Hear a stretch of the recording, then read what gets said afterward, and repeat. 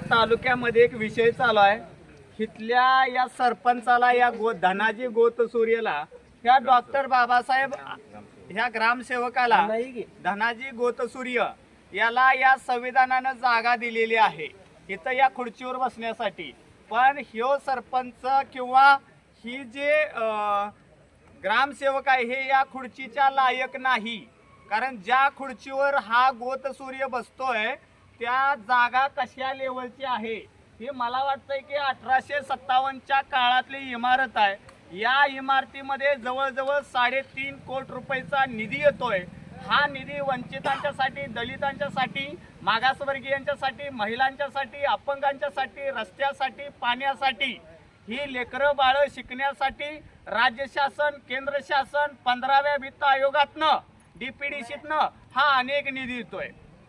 या गावामध्ये जे काय तुम्हाला जिल्हा परिषदेचं मतदान करायच्या वेळेला ज्याच्यातनं लोकांनी कामं केली त्याच्यावरच आता निधी टाकण्याचं काम करून तिथं पैसे खाण्याचं कारस्थान रचलेलं आहे।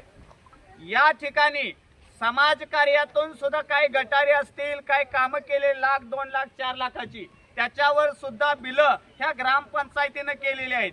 मला इथं कुठल्याही पुढाऱ्याला नावं ठेवायची नाहीत, पण हा जो ग्रामसेवक आणि इथलं जे लोकांनी निवडून दिलेले ह्या मताचा हा जो वोट आहे यातनं जे निवडून दिलेलं आहे, आज हे बोटच तोडून घेण्याच्या पात्रतेचे इथले पुढारी आणि इथलं हे बनलेलं आहे। खरं तर हे जे संविधान आहे हे संविधान म्हणजे सदरक्षणाय खलरक्षणाय, म्हणजे भारताचे संविधान असं जे लिहिलंय हे जंतर मंतर सारखं या शिरबावी या गावामध्ये झालेलं आहे। खरं तर राजूभाऊ उपोषण करणार आहेत आणि याच्यामध्ये एकटा ग्रामसेवक नाही, ह्याच्यामध्ये बीडीओ कुलकर्णीनं सुद्धा पैसे खाल्लेले आहेत। त्याचा मी व्हिडिओ बघितलेला आहे। कुलकर्णी हा त्या टेबलाच्या सुद्धा लायकीचा माणूस राहिलेला नाही।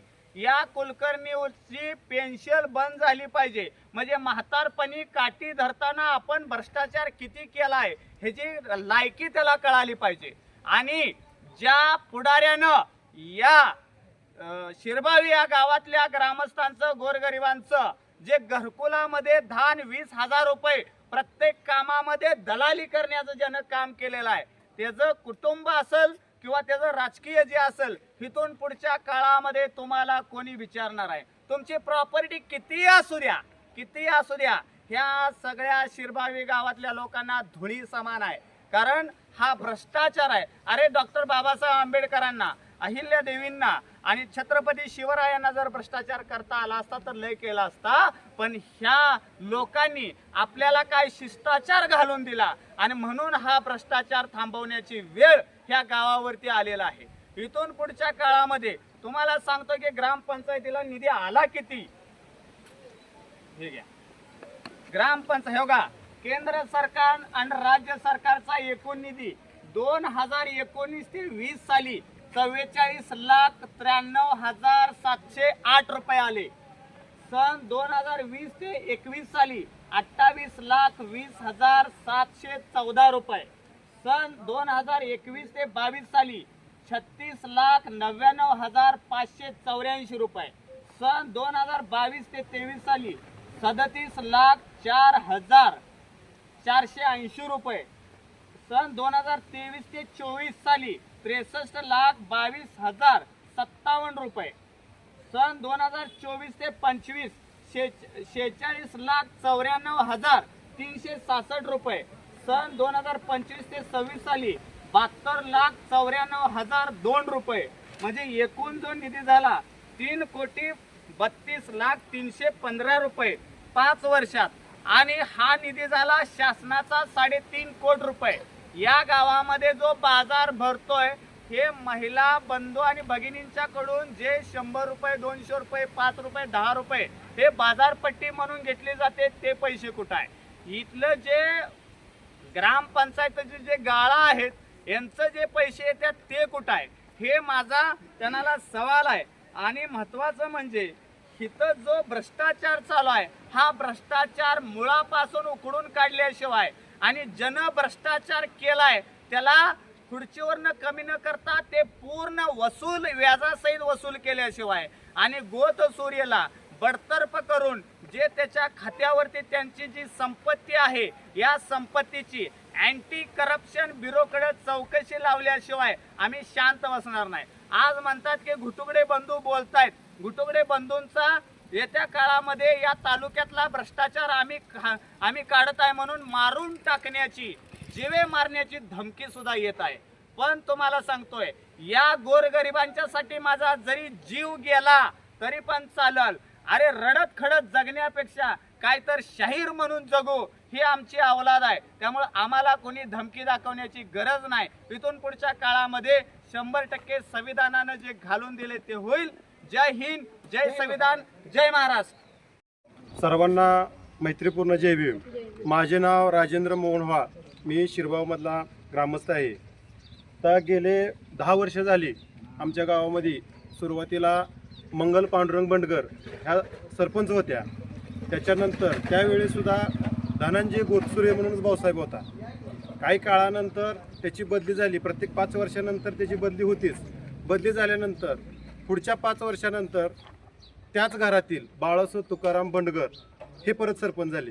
सरपंच झाल्यापासून त्यांनी केलेली विकास कामे हे झालेत की नाहीत गाववाले तुम्हाला सांगतीलच.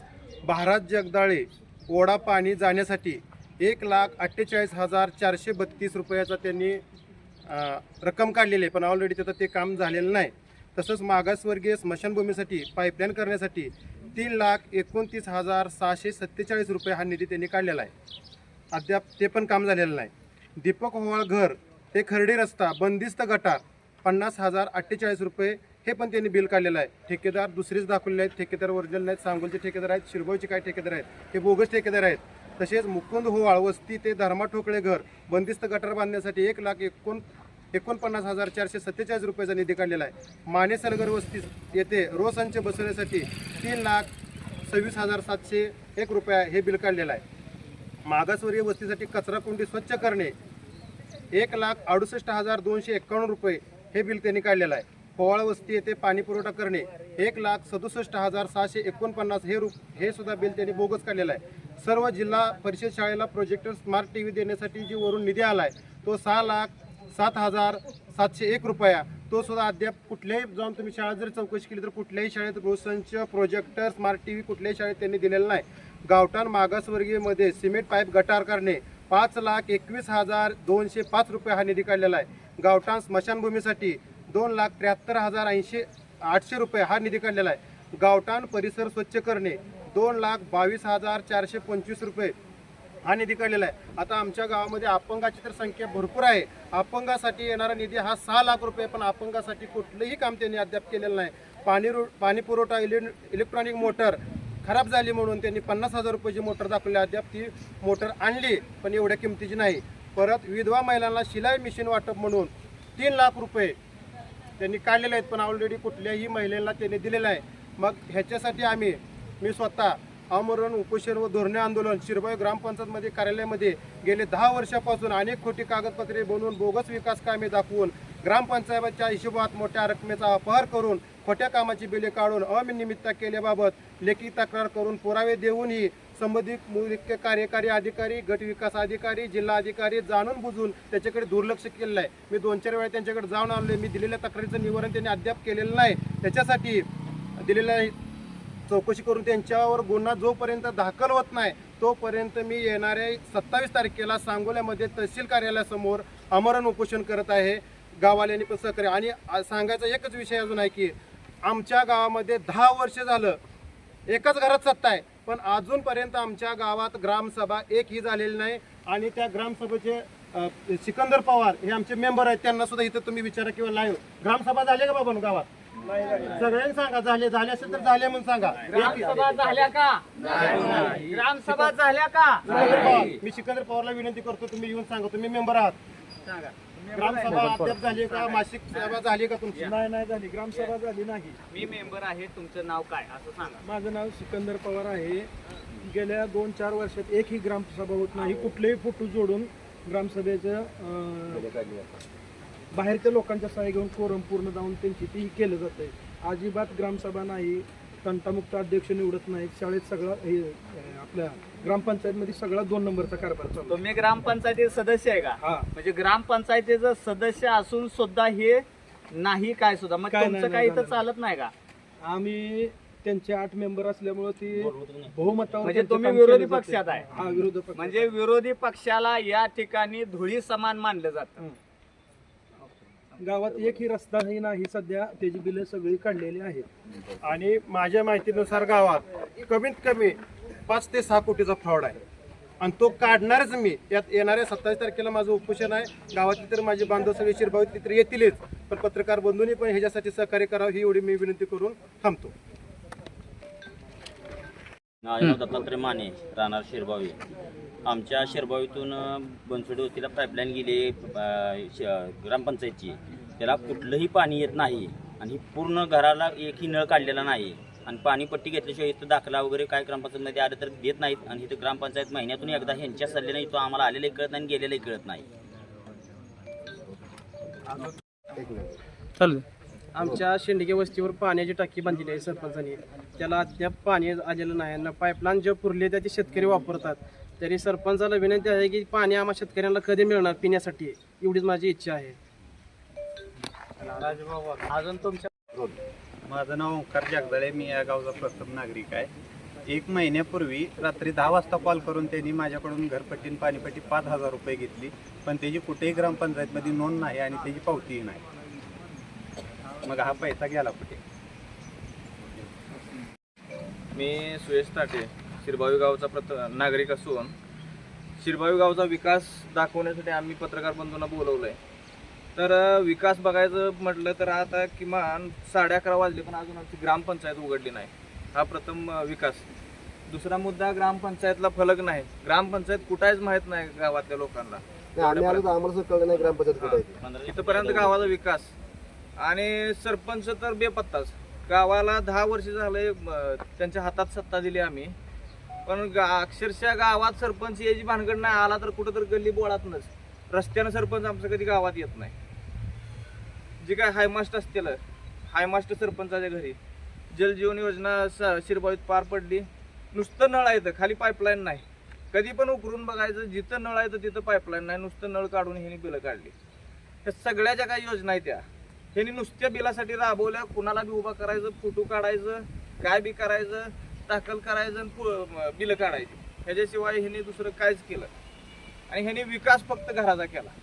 गावाचा विकास म्हणलं तर अजिबात नाही ना. अजून हापापले आता आम्हाला सत्ता पाहिजे म्हणून. आरक्षित जागा ओपन महिलेची, त्याच्यावर पण 10 वर्ष सत्ता भोगून पण अजून 15व्या वर्षी पण ह्यांना पाहिजे. किती गावाला हाणायचा, ही कलंक आहे. गावाला कलंक आहे. हा सरपंच मी गावाला कलंक आहे.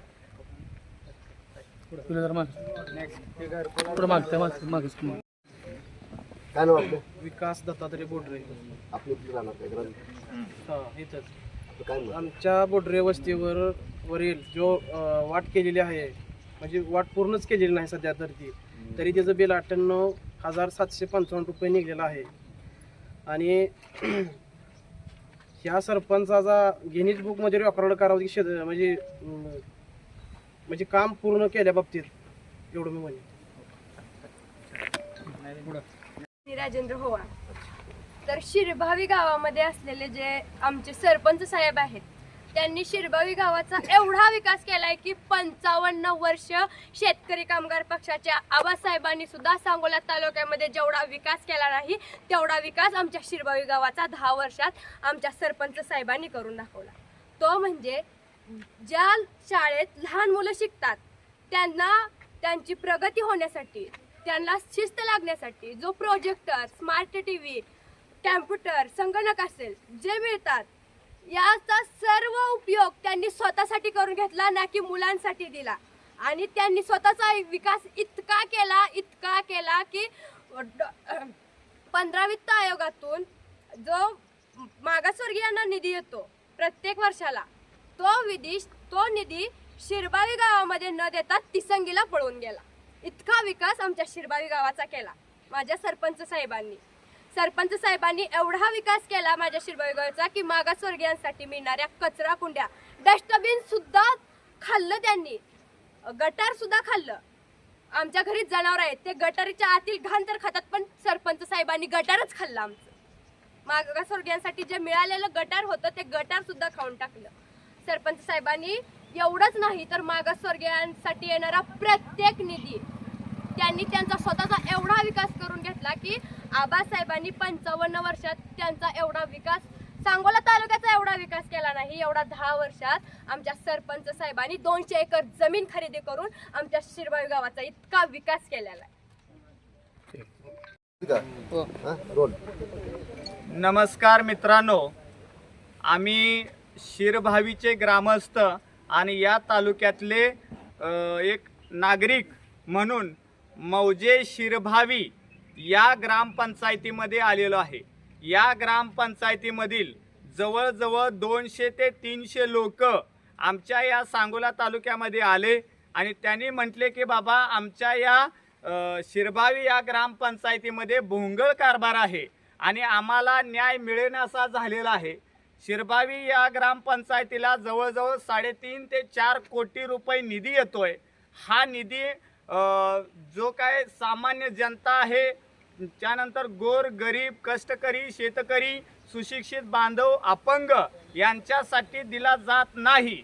हे लोकांच्यावरचा अन्याय दूर करण्यासाठी या ग्रामसेवकानं जो धनाजी गोतसूर्य आहे ह्याचा जो भोंगळ कारभार चालू आहे काही पुढाऱ्यांचा ऐकून ह्याला निलंबित करण्यासाठी, बडतर्फ करण्यासाठी आणि लोकांना न्याय देण्यासाठी आम्ही या ठिकाणी आलेलो आहोत.